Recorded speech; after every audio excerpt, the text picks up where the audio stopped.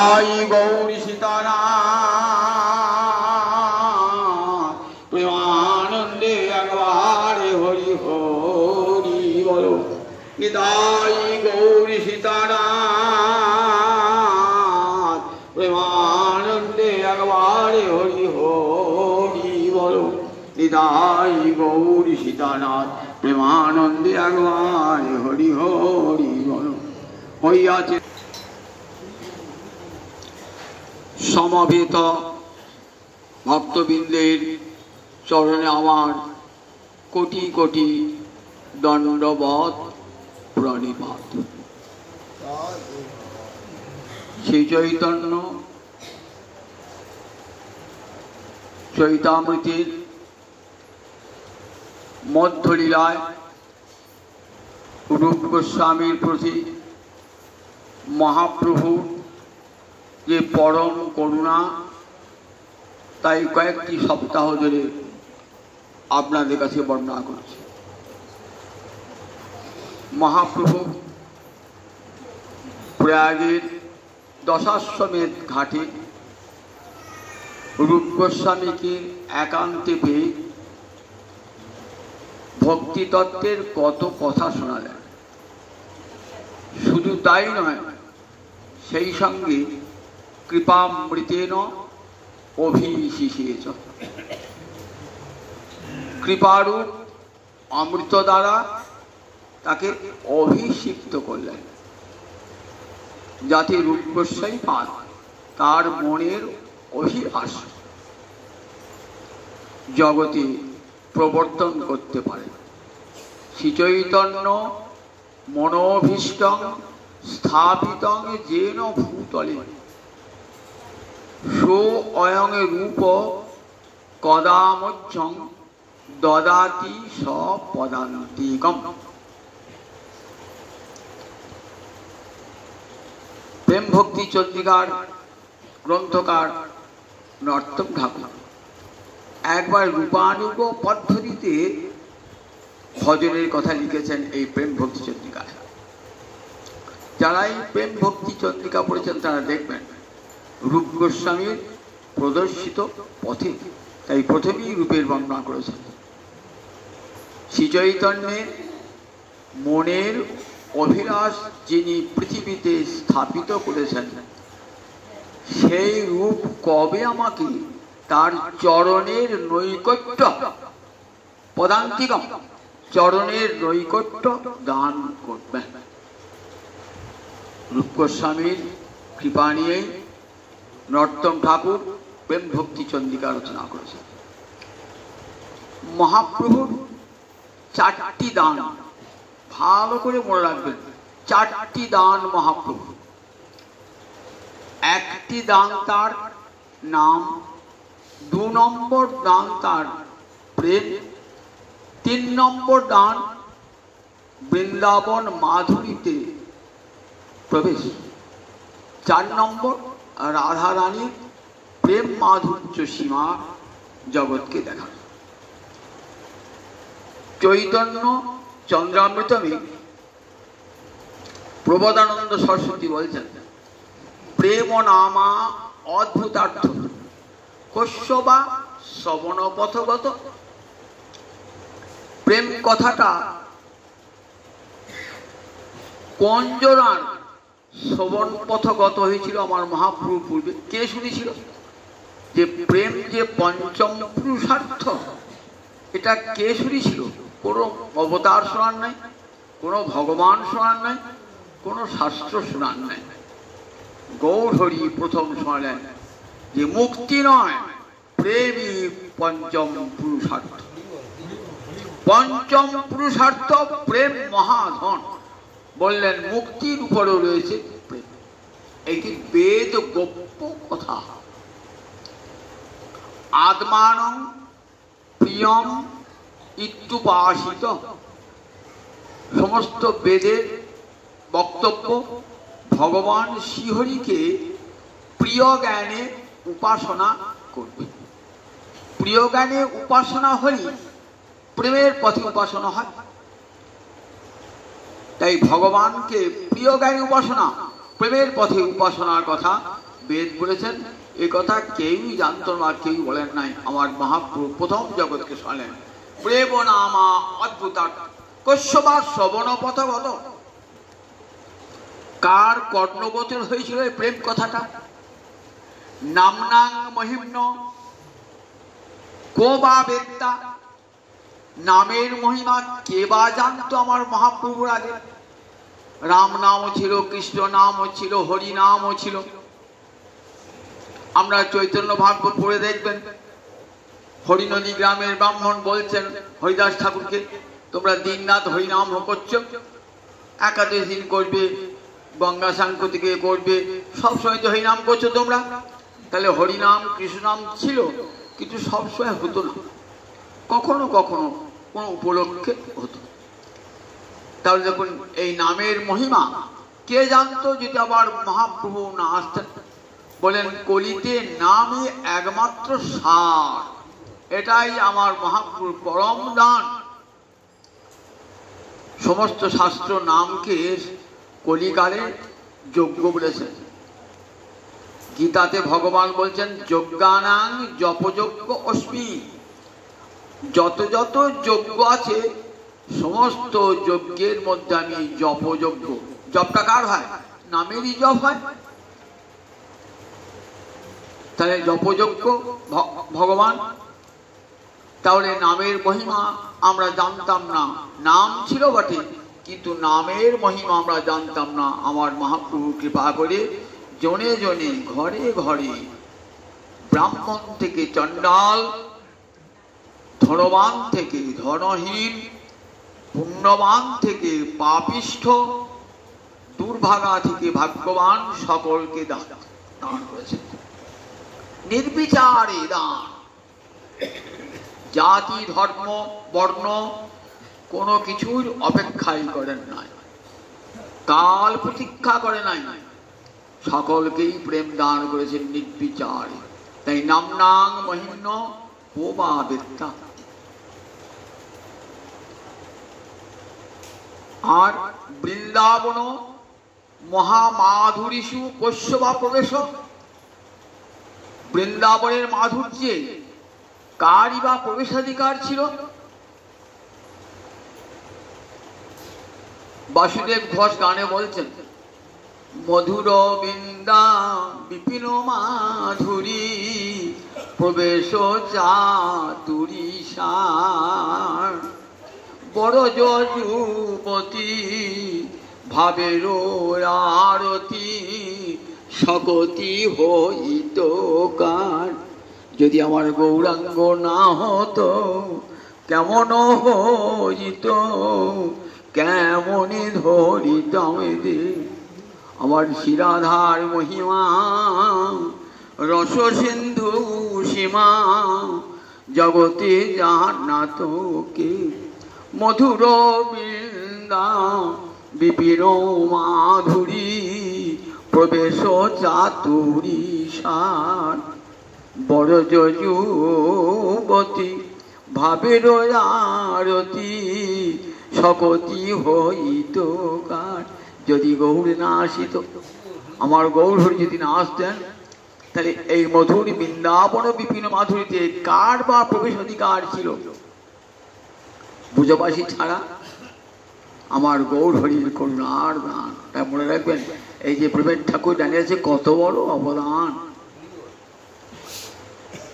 আর শিরাধায়া পরমশ চমৎকার মাধুর্য রসসীমাং কোবা জানাতি।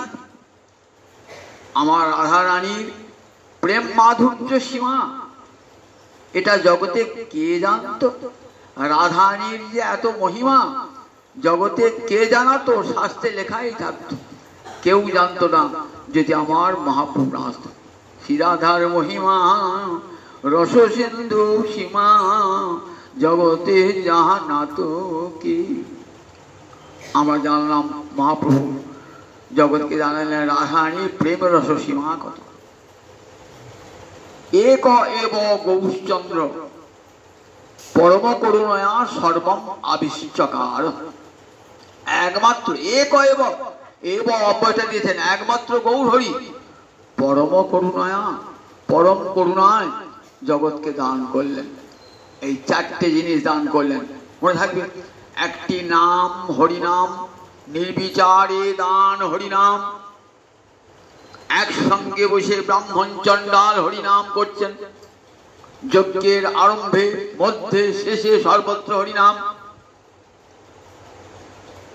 এই নাম দান আমার মহাপ্রভুর নাম। 2 নম্বর দান কি বললেন? প্রেম। বললেন দেখো, নামের মধ্য দিয়ে রাধারানীর প্রেম দান করলেন। নাম সাধন, প্রেম সাধ্য। কিন্তু নাম করতে করতেই এই সাধ্য বস্তু রাধা প্রেম লাভ হয়ে যাবে। মুক্তি কত বড় বলুন দেখি, তার কত সাধন করতে হয়। মুক্তির উপরে প্রেম, এর জন্য কত বড় সাধন দরকার বলুন দেখি। তাই নাম করতে করতে সেই রাধা প্রেম লাভ হয়ে যাবে। আর ভুজমাধুরীতে প্রবেশ হবে, ভুজমাধুরীতে প্রবেশ হবে। আর শ্রীরাধার প্রেম মহিমা আমরা জানতে পারবো। এই চারটে জিনিস আমার মহাপ্রভুর করুণার দান। এই যে ভুজবনে প্রবেশ, এই প্রবেশ চাতুরিটা কে শেখালেন? কাকে দিয়ে শেখালেন? রূপ গোস্বাই পাদকে দিয়ে ভুজমাধুরীতে প্রবেশ দেখাচ্ছেন। আমার গোবিন্দের চতুর্বিধ মাধুর্য, এ মাধুর্য নাহি নারায়ণে। কি কি মাধুর্য? চারটে। রূপ মাধুর্য, বেণু মাধুর্য, লীলা মাধুর্য, প্রেম মাধুর্য। 6টা ঐশ্বর্য আর 4টে মাধুর্য। এটাই গোবিন্দ কৃষ্ণ ভগবানের রয়েছে। 6টা ঐশ্বর্য, 4টে মাধুর্য, পরিপূর্ণ রূপে। প্রেম মাধুর্য কেমন ভগবানের দেখুন। প্রেম মাধুর্য সেটাই শোনাচ্ছি এ কদিন ধরে। প্রেম, স্নেহ, মান, প্রণয়, রাগ, অনুরাগে পৌঁছে যাব। এই অনুরাগটি কেমন? রূপ গোস্বাই পাঠ তার উজ্জ্বল নির্মণিতে অনুরাগের ব্যাখ্যা দিচ্ছেন। সদানুভূতম অপি যকুর্যান নবং নবং প্রিয়ম রাগ ভবন নব নব ইতি অনুরাগ অত্যধিক। সদানুভূতম অপি, প্রিয়জনকে সব সময় দেখছি, দেখে অনুভব করছি, তথাপি যতবার দেখছি ততবার নূতন লাগছে। সদানুভূতমপি নবং নব, বারবার তাকে অনুভব করে দেখো, বারবার নূতন লাগছে। ভালোবাসাও প্রতি মুহূর্তে তিল তিল করে বেড়ে যাচ্ছে। রাগ ও ভবন নব নব, এর নাম হলো অনুরাগ। রাধারানী এবং ব্রজগোপীরা গোবিন্দকে কতবার দেখছেন তো, কিন্তু ভালোবাসা কমছে না। যত প্রেম তত আস্বাদন, যত আস্বাদন তত প্রেম। ক্ষুধা আর খাদ্য এই দুটো পরস্পরের শত্রু নয়। ক্ষুধা আর খাদ্য, ক্ষুধাকে বিনাশ করে কে? খাদ্য। আর খাদ্যকে বিনাশ করে কে? ক্ষুধা। তার দুজন শত্রু। ক্ষুধা আর খাদ্য পরস্পরের শত্রু। ক্ষুধা খাদ্যকে বিনাশ করে। আমরা সামনে খাদ্য আছে, ক্ষুধা সব শেষ করে দিল। আবার খাদ্যটা আমরা যে ক্ষুধা ছিল তাকে বিনাশ করে দিল। তাহলে ক্ষুধা আর খাদ্য উভয়ের বিনাশ ও কারণ। কিন্তু প্রেম রাজ্যে এর বিপরীত লক্ষণ। প্রেম রাজ্যে দেখা যায় যত ক্ষুধা তত খাদ্য আস্বাদন। যত ক্ষুধা, কোনোদিনই এই প্রেম থামে, শেষ হয় না। কৃষ্ণ ভালোবেসে ভক্তের কখনো তৃপ্তি হয় না। গোবিন্দ দর্শন হয়ে গেল, বাস, আবার কি আছে? যতবার গৌরহরিকে গোবিন্দকে দর্শন করবেন ততবার মনে হবে নূতন নূতন রূপে দর্শন করতে। এরই নাম অনুরাগ। এই অনুরাগের কত খেলা, কত ভাবে গোবিন্দ এই অনুরাগ, ব্রজগোপীদের অনুরাগ আস্বাদন করছেন কত রূপে। 2-1টা লীলা কথা শোনাই। তাহলে বুঝতে পারবেন যে রাধা রানীর অনুরাগ তিলে তিলে নূতন হয়, তিলে তিলে নূতন হয়। যমুনার তীরে পুষ্প বনে রাধা রানী পুষ্প চয়ন করছেন, সঙ্গে আছে রাধা রানী সখীগণ, সবাই সঙ্গে আছে। গোবিন্দ মধুমঙ্গলকে পাঠিয়ে, যাও মধুমঙ্গল, বলো গা তোমরা কোন অধিকারে বনে প্রবেশ করেছো? এ বন তো আমার বন, এই বনে ব্রজগোপীদের প্রবেশ অধিকার নাই। মধুমঙ্গল গিয়েছে, গিয়ে গোপীগণ তোমরা চলে যাও এই বন থেকে। জানো এই বনটা কার বন? আমার সখা কৃষ্ণের বন। মধুমঙ্গলকে তাড়া করে সমস্ত ব্রজগোপীগণ। মধুমঙ্গল তো খোঁড়াতে খোঁড়াতে ভয়ে পালিয়ে এসে, এই যে কৃষ্ণকে বলছি, দেখো সখা, গোপীগণকে তাড়াতে গেলাম, উল্টে গোপীগণই তোমাকে তেড়ে এলো, তুমি চলো। এবার কৃষ্ণ গিয়ে বলছে, শোনো গোপীগণ, এই বনটা কার? ললিতা বলছে বনটা রাধা রানীর। প্রমাণ আছে? বললে হ্যাঁ, পুরাণটা খুলে পড়েছো, রাধা বৃন্দাবনে বনে। এই বনটা রাধা রানীর বন, বৃন্দাবন। তোমরা কিছুই জানো না, কিছুই জানো না। তোমরা লেখাপড়া শেখো নাই তো? বলো তুমি খুব লেখাপড়া শিখে গরু চলাচ্ছ, লেখাপড়া শিখেছো, খুব ভালো লেখাপড়া শিখেছো। বলো জানো বেদে কি বলা আছে? এটা কৃষ্ণ বনম বলা আছে। কৃষ্ণবন শব্দের অর্থ জানো? না না, আমরা আমি কি করি? তুমি গরু চলাচ্ছ তো অনেক কিছু শিখেছো, আর আমরা তো লেখাপড়া শিখি নাই। কৃষ্ণবন মানে কি বলতো? তুই বলো আগে মানে বলো। তা বলছে মানে হচ্ছে কৃষ্ণস্য বনম, কৃষ্ণের বনটা ষষ্ঠী তৎপুরুষ হয়েছে। বিশাখা বলছে বাহ, খুব ভালো ব্যাকরণ শিখেছো তুমি। এটা কৃষ্ণস্য বনম, ষষ্ঠী তৎপুরুষ সমাস। ষষ্ঠী নামটা শুনতে খুব ভালো লাগছে না?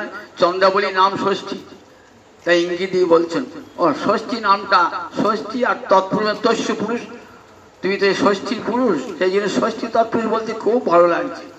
জানো এটা কৃষ্ণ বনমে নয়, কৃষ্ণ বনম শব্দের অর্থ কৃষ্ণস্য বনম নয়। তাই কি অর্থ হলো? ভালো করে ব্যাকরণটা পড়ো গা। এটি কর্মধারয় সমাস, কৃষ্ণ বনম, কালো রঙের বন। দেখেছো গাছপালায় কেমন ঘন কালো হয়ে গেছে, তাই এটা কৃষ্ণ বনম। এটা রাধারানীর বন, কৃষ্ণ বর্ণের বন, তাই কৃষ্ণ বন, কৃষ্ণ বন, বনম কর্মধারয় সমাস হয়। তুমি বারবার ষষ্ঠী দর্শন করছো, ষষ্ঠী যদি ভালো লাগে তাহলে সেখানে যাও, ষষ্ঠী তলায় চলে যাও, এখানে কেন? এমনি রসিকতা হচ্ছে, কত আনন্দ হচ্ছে, রসিকতা অনুরাগ ভরে গোপীগণ যাও রাধা রানী, রাধা বৃন্দাবনে বনে। বলছে এটা তো বৃন্দা, জানো এটা বৃন্দাদেবীর বোন তো। তা বৃন্দাদেবীর বোন, বৃন্দা তো আমাদের সখী। শোনো বৃন্দাকে জিজ্ঞাসা করো। গোবিন্দ বলছে বৃন্দা কার পত্নী হয়? বৃন্দাকে সরিয়ে দিয়েছেন। বৃন্দা তো অস্বীকার করতে পারবে না, বৃন্দা কৃষ্ণের পত্নী, অস্বীকার করতে পারবে, বৃন্দাকে সরিয়ে দিলেন। বলেন না না, দেখো বৃন্দা এই বনটা বৃন্দাবনে বন, শুধু রাধানী সখী বৃন্দা, সেখানে বৃন্দারই অধিকার, তুমি এই বনে আসবে না। এমনি করে কত রঙ্গ রস হচ্ছে। আবার একদিন বৃন্দাবনে গিয়ে রাধানী পুষ্পচয়ন করছেন, লবঙ্গলতা ফুল, ফুলে তুলছে রাধানী। গাছের ডালটা একটু উঁচুতে আছে, রাধানী অনেক উঁচুতে ফুলটা তুলছে। গোবিন্দ এসেছেন সখাগণের সঙ্গে। এক সখাগণ একটু দূরে দাঁড়িয়ে আছে, গোবিন্দ ফুলের মালা গেঁথেছেন, রাধানী কণ্ঠে পড়াবেন বলে। ফুলের মুকুট তৈরি করেছেন, ফুলের বালা তৈরি করেছেন, নানা রকম ফুলের অলঙ্কার। গিয়ে বলছে রাধানী, তোমার জন্য আমি ফুলের অলঙ্কার তৈরি করেছি, নেবে না? রাধানী বলছে দাও। রাধানী আঁচলটা পেতেছেন, রাধানী যে আঁচলটি পেতেছেন না, ফুলের অলঙ্কার দিয়ে দিতে বন ফাঁকে হাতের মোহর বাঁশিটাও পড়ে গিয়েছে। কেন পড়ে গেল? রাধাই যখন ফুল তুলছে না, রাধাই দুটি বাহু দর্শন করে এমন কৃষ্ণ বিমোহিত, এই সুন্দর হাত দুখানি দেখে রাধা গোবিন্দে এগুলো বিহব্বল, হাত থেকে যে বাঁশি পড়ে গেল খেয়ালি। কিছুক্ষণ বাদে ভাবছেন ওর বাঁশিটা কোথায় গেল, বাঁশিটা কোথায় গেল। রাধানী বাঁশিটি আঁচলে ভরে মুচকি হেসে চলে গেলেন সখী সমাজে। ইঙ্গিত বুঝিয়া নাগরও আসিয়া ধরিল রায়েরও করে। বুঝতে পেরেছেন রাধারানী আবার বাঁশিটা চুরি করেছে। রাধানী ইঙ্গিত বুঝিয়া নাগরও আসিয়া ধরিল রায়ের করে। ইঙ্গিতটা এমন ভাবে রাধারানী গেলেন, মুচকি হাসতে হাসতে গোবিন্দ বললেন রাধারানী চুরি করেছে। রাধারানীকে রাধা আমার বাঁশি দাও। রাধারানী তখন কি বলছেন, ধ্বনি কহে কান করো অবধান, মুরলী ললিতার সাথে। হয়তো ললিতার কাছে মুরলী আছে, আমার কাছে মুরলী নাই, ললিতার কাছে মুরলী আছে। রাধারানীর কাছ থেকে ললিতার কাছে যাচ্ছে। ললিতা জানিয়া কহে ঠাড়িয়া মুরলী বিশাখা ঠায়। আমার কাছে মুরলী নাই, ললিতা বিশাখার কাছে মুরলী। রাধারানীর কাছে পেলেন না, ললিতার কাছে গেলেন, ললিতা বলি বিশাখার কাছে দাও, বিশাখা আমার মুরলী দাও। তখন বিশাখা কি বলছেন দেখো, তখন বিশাখা বলছেন যে দেখো তোমারও মুরলী দেখুনি এই বেলি চম্পক লতিকার হাতে।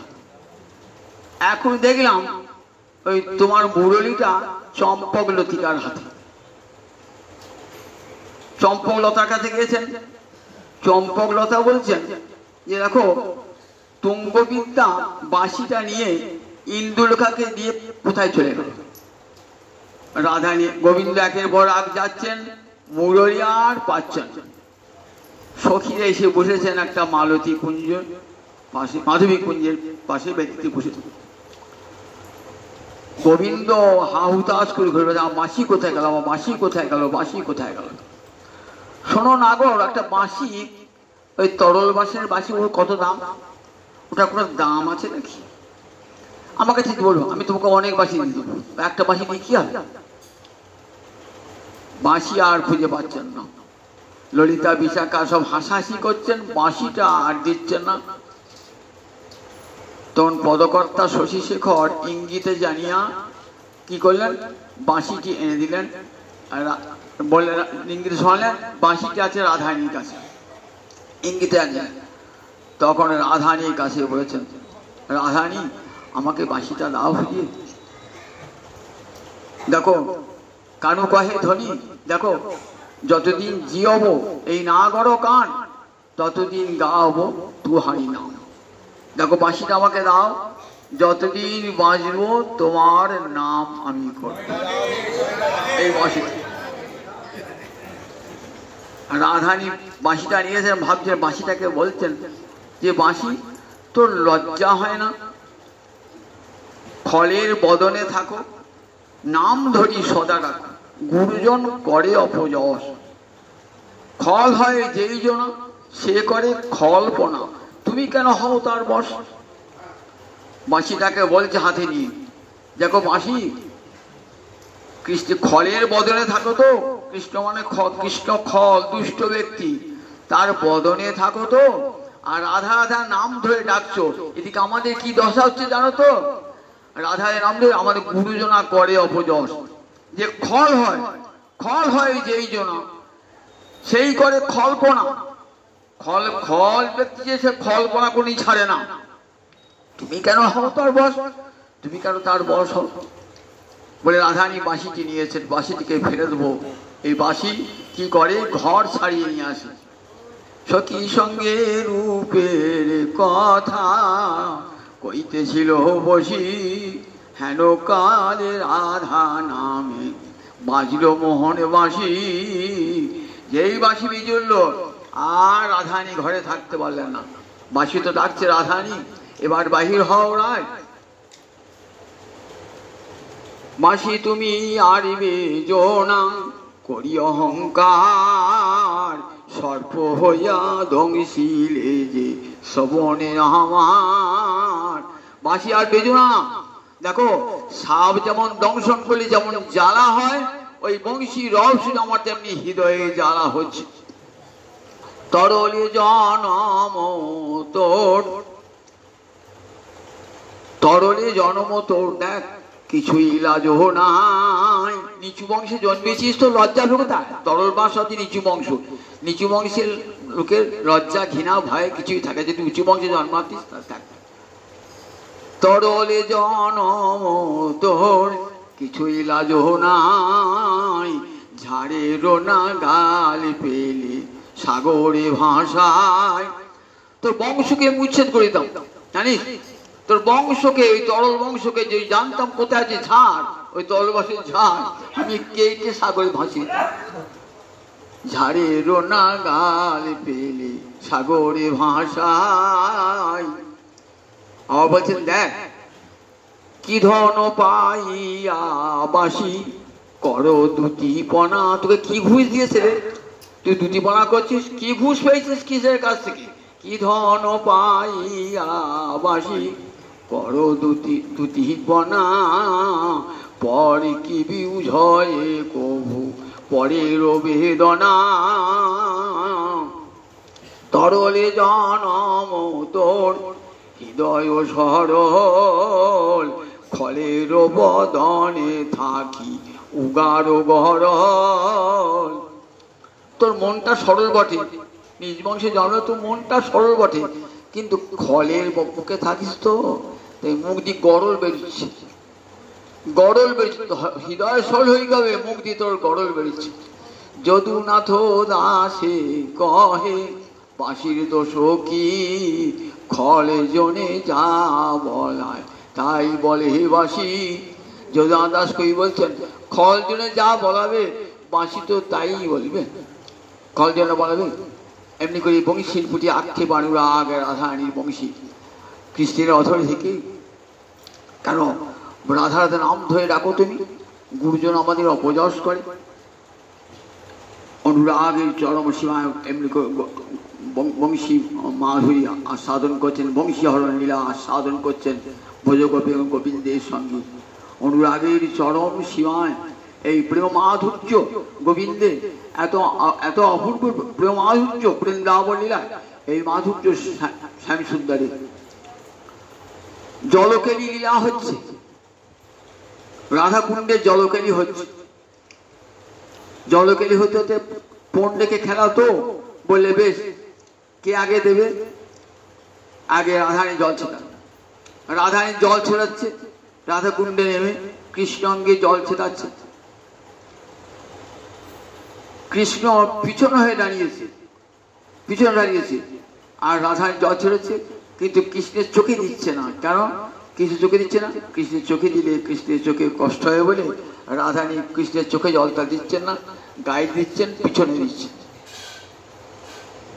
কৃষ্ণ তো এত কৃষ্ণ পরাজিত হলো না, এত জল দিলেন, তেমন তেমন কাজ তেমনি হয়ে গেল। তখন বলে রাধারানী এইবার আমার পালা। এবার রাধারানীকে জল দিচ্ছেন, কে হারে দেখি। গোবিন্দ তো হারলো না, গোবিন্দ জিতে গেল। এবার রাধারানী যে দাঁড়িয়েছেন না, কৃষ্ণ কি তার শর্ত মানলেন না, কি করলেন, রাধারানীর চোখে জল দিচ্ছেন, রাধার চোখে জল দিচ্ছেন। সখীরা বলছে দেখো তুই তো শর্ত মেনে কেন রাধারানীর চোখে জল দিচ্ছ, কেন রাধারানী চোখে জল দিয়েছে, কি যন্ত্র শুনবে না। বলছে দেখো এখানে প্রতিদ্বন্দ্বিতা হচ্ছে, আমি ওসব মানবো না, চোখে জল দিচ্ছেন। দিতে রাধারানী তখন বলছে রাধারানী হেরে গিয়েছে। সখীরা কিন্তু রাধার নাম বলছে জয় রাধে জয় রাধে জয় রাধে। রাধারানী জয় কোথা হলো, রাধারানী জয় কোথা হলো, রাধারানী জয় দিচ্ছ, বলো জয় শ্যাম বলো।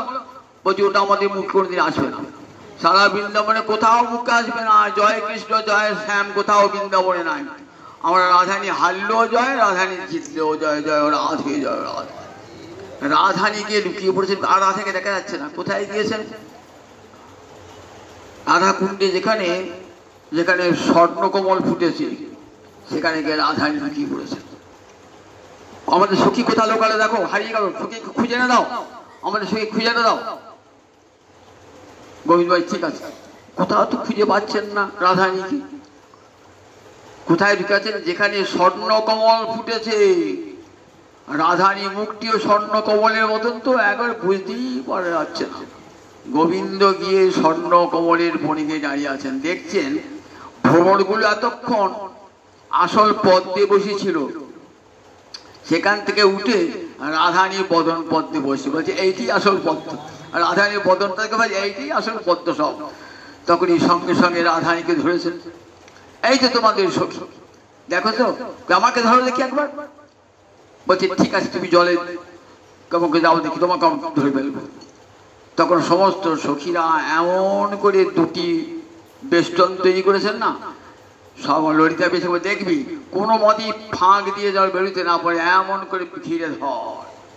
সখীরা দুটো বেষ্টন করে ঘিরে ধরেছে গোবিন্দকে, যাতে গোবিন্দ পালাতে না পারে। গোবিন্দ কোন ফাঁকে বেরিয়ে চলে এসছে, সখীরা বলছে কই রে, কোথায় গেল গোবিন্দ, কোথায় গোবিন্দ? আর গোবিন্দকে পাচ্ছেন। গোবিন্দ খোঁজো, খুঁজতে খুঁজতে দেখছেন এক জায়গায় নীল কমল ফুটেছে। গোবিন্দ সেখানে গোবিন্দ বদন খানায় নীল কমলের মতো, গোবিন্দ সেখানে নীল কমলের বনে ঢুকে পড়েছে। নীল কমলের বনে দেখছেন বানরগুলো কি করছে, বানরগুলো উকি মারছে গোবিন্দকে দর্শন করবার জন্য। সঙ্গে সঙ্গে সখীগণকে গোবিন্দকে ধরে ফেলে। এমনি করে বৃন্দাবনে, বৃন্দাবনে জলকেরি, বৃন্দাবনে পাশা খেলা, কত কি বৃন্দাবনে প্রেম মাধুর্য এমনি করে আস্বাদ হচ্ছে অনুরাগেতে। যতবার দেখছেন ততবার নূতন নূতন খেলা, সেই অনুরাগ ও বাখানিতে তিলে তিলে নূতন হয়। কতবার নূতন নূতন খেলা, নূতন নূতন আস্বাদন হচ্ছে, গোবিন্দকে কত রূপে আস্বাদন করছেন ব্রজগোপীরা।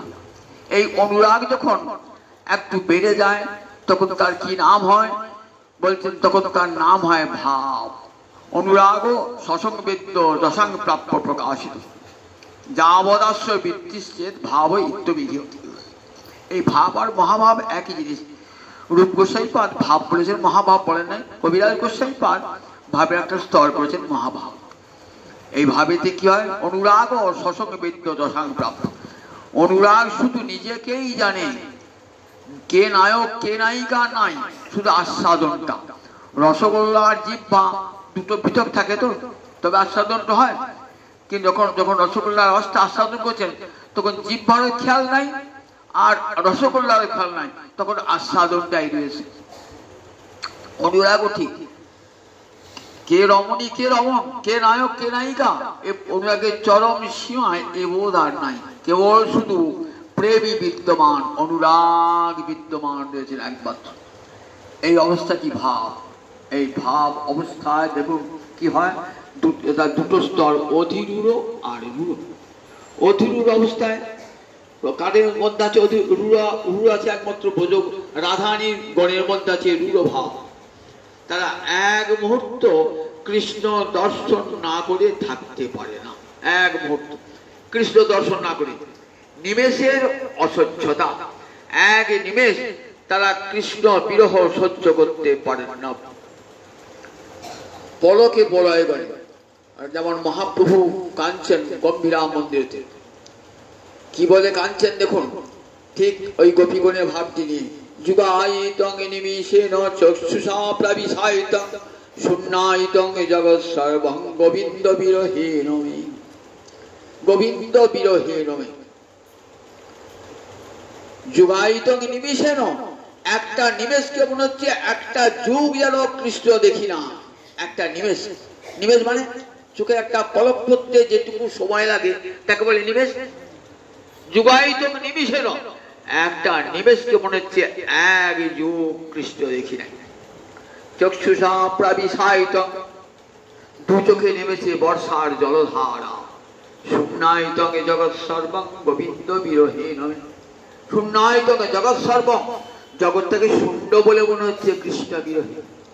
গোপীরা ঠিক তাই, কুরুক্ষেত্রে যখন কৃষ্ণ দর্শন করছেন না, দূর থেকে কৃষ্ণ দর্শন করছেন তো তখন কি করছেন, চোখের পলক পড়ছে, কতদিন কৃষ্ণ দেখেন নাই, আজ কুরুক্ষেত্রে প্রথম দর্শন করছেন কৃষ্ণকে। দর্শন করে আর তৃপ্তি আর হচ্ছে না, ন তৃপ্তি দর্শনাদিষু, দর্শন করেও তৃপ্তি হচ্ছে না। তখন বিধাতা মাঝে বলক করছে, বিধাতাকে ধিক্কার দিচ্ছেন। শিশু পশ্চকৃত শপথ, বিধাতাকে অভিশাপ দিচ্ছেন। নারীরা কখন অভিশাপ দেয়? নারীরা কোমল চিত্ত, কাউকে অভিশাপ দেয় না। কখন দেয়? যখন তাদের সহ্যের সীমা ছাড়িয়ে যায়। ব্রজগোপীদের সহ্যের সীমা ছাড়িয়ে গেছে, তারা বিধাতাকে ধিক্কার দিচ্ছেন। বিধাতা, তুমি জড়ো, তুমি সৃষ্টিকার্য জানো না। কৃষ্ণ দেখবার জন্য দুটি নয়ন দিয়েছো, তাতে আবার নিমেষ আচ্ছাদন দিয়েছো। দূর থেকে দেখছেন কৃষ্ণকে, তখন বিধাতাকে দৃশিসু পক্ষকৃতম বিধাতা রঙের শপথটি অভিশাপ দিচ্ছেন।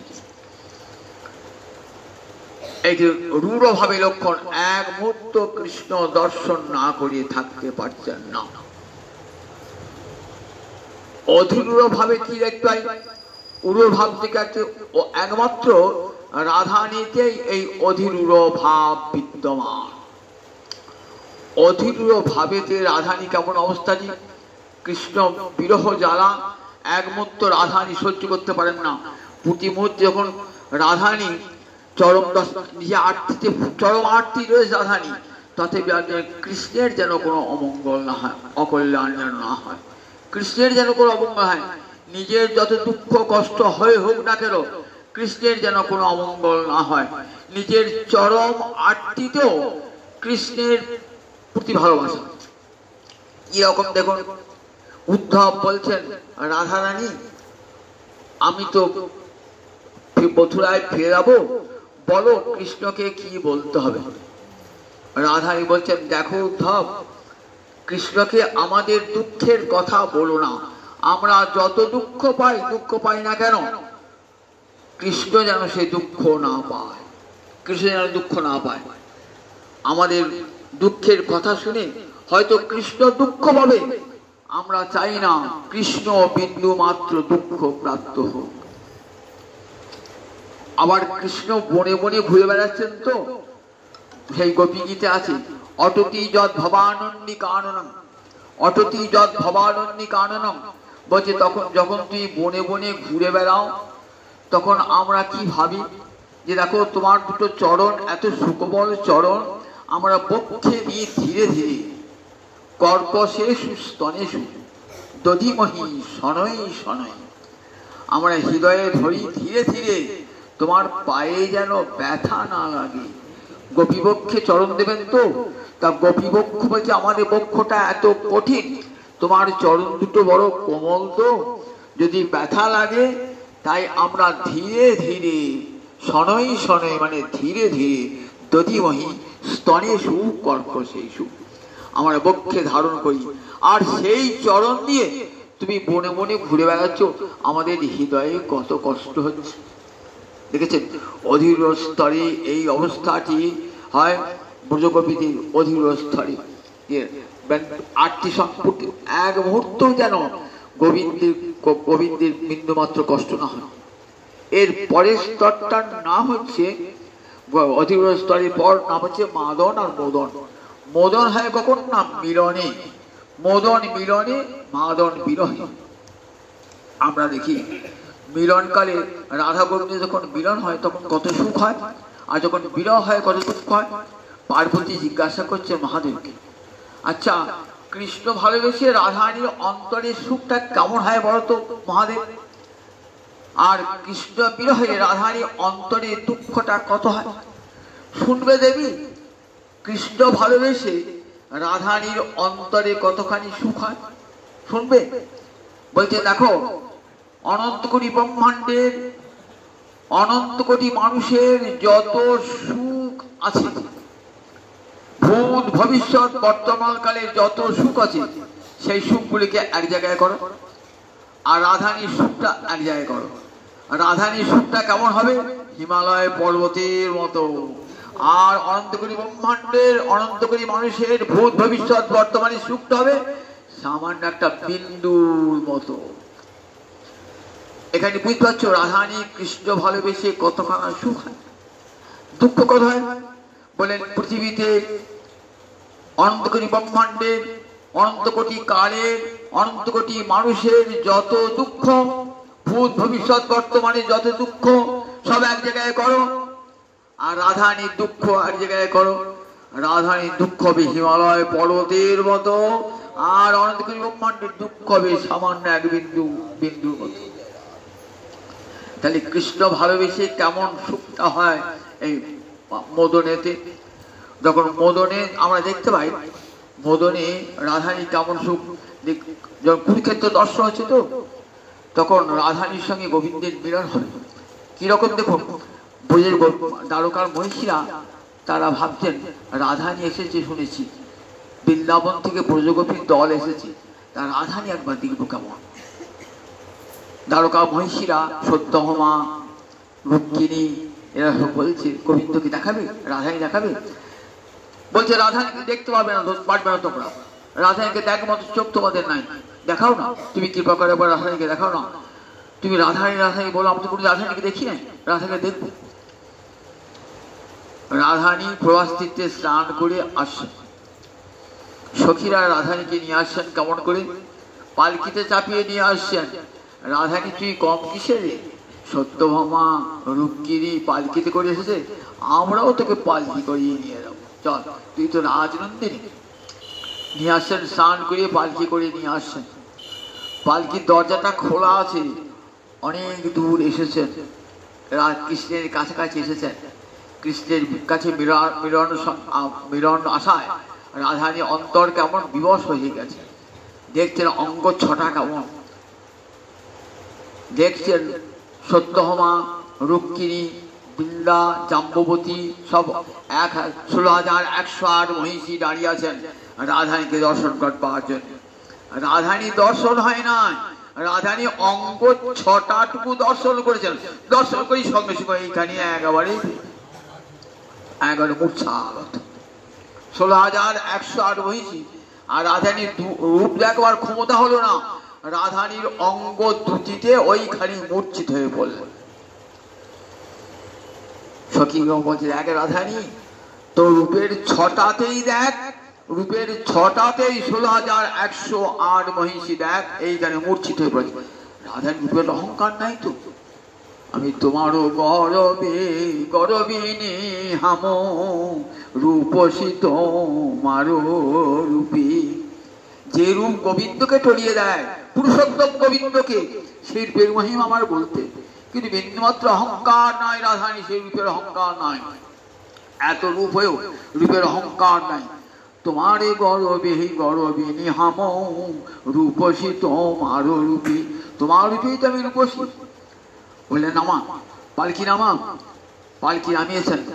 রাধারানী কি করছেন বলছেন পদ্মপাতায় করে জল নিয়ে, সখীরা সব পদ্মপাতায় জল নিয়ে আসেন। তখন রুক্মিণী সত্যভামা সবারই মুখে জল সিঞ্চন করছেন, তাদের মূর্ছা ভাঙাচ্ছেন। বলে দেখো রাধারানীর যেমন রূপ তেমনি তার গুণ। রাধারানীর যেমন রূপ, রূপে যেমন সরস্বতী, গুণও তেমনি লক্ষ্মী, দুটোই আছে। তাই কৃষ্ণ মনোহরণ করেছেন। দেখো সোজা কথা, জগতে যা লক্ষ্মীও পারেন নাই সেটা করেছেন রাধারানী। লক্ষ্মী রূপ দেখবার জন্য নারদ তিনি পাগল হয়েছেন হন নাই। লক্ষ্মী যখন উঠেছেন মালাটি ধরেছেন সবাইকে দেওয়ার জন্য, সব দেবতারা এগিয়ে গেছে কর কণ্ঠে, লক্ষ্মী খুঁজে বেড়াচ্ছেন কার কণ্ঠে মালা দেবো, গোবিন্দকে খুঁজে খুঁজে বেড়াচ্ছেন গোবিন্দ কণ্ঠে মালা দেওয়ার জন্য। রাধারানীকে একবার দর্শন করবার জন্য গোবিন্দ কত রূপ ধারণ করেছেন, কখনো যোগিনী, কখনো মালিনী, কখনো নাপিতানি, কত বেশ ধারণ করেছেন। কেন? এক মুহূর্ত এক পলক যেন রাধারানীকে দেখতে পায়। এখানেই বোঝা যায় রাধারানী রূপের কেমন রূপ, যা পুরুষোত্তম গোবিন্দকে তলিয়ে দিয়েছে রাধারানী যে রূপ। তাই সেই রূপ নিয়ে তোমার গৌরাঙ্গ হরি এসেছেন। গৌরাঙ্গ হরি কৃষ্ণের যত রূপ শুনো সনাতন, যে রূপের এক কণ ডুবায় সব ত্রিভুবন, সর্বপ্রাণী করে আকর্ষণ। কৃষ্ণ রূপের এত সীমা নাই, কৃষ্ণ রূপের সীমা নাই, প্রতি মুহূর্তে রূপ নবনবায়মান। গোবিন্দের রূপ প্রতি মুহূর্তে এত রূপ, সেই রূপ দিয়ে দর্শন করে গোবিন্দ কি রাধারানী কি বলে, রূপে লাগি আঁখি ঝুড়ে গুণে মনোহর, প্রতি অঙ্গ লাগি কাঁদে প্রতি অঙ্গ। গোবিন্দ রূপের কথা একবার যদি রাধারানী মনে হয়, রাধারানী চিত্ত বিহ্বল হয়ে ওঠে। এত রূপ গোবিন্দের কি দেখা দেয়, তখন রাধারানী অন্তরে পুলক দেখা দেয়।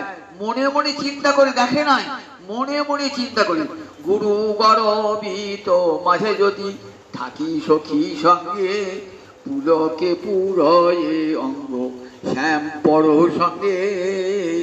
জানিস, আমি যখন গুরুজনার মধ্যে বসে থাকি না, তখন যদি কেউ একবার শ্যামের নামটা করে না, আমার কি হয়, পুলকে পুরয়ে অঙ্গ শ্যাম পর সঙ্গে।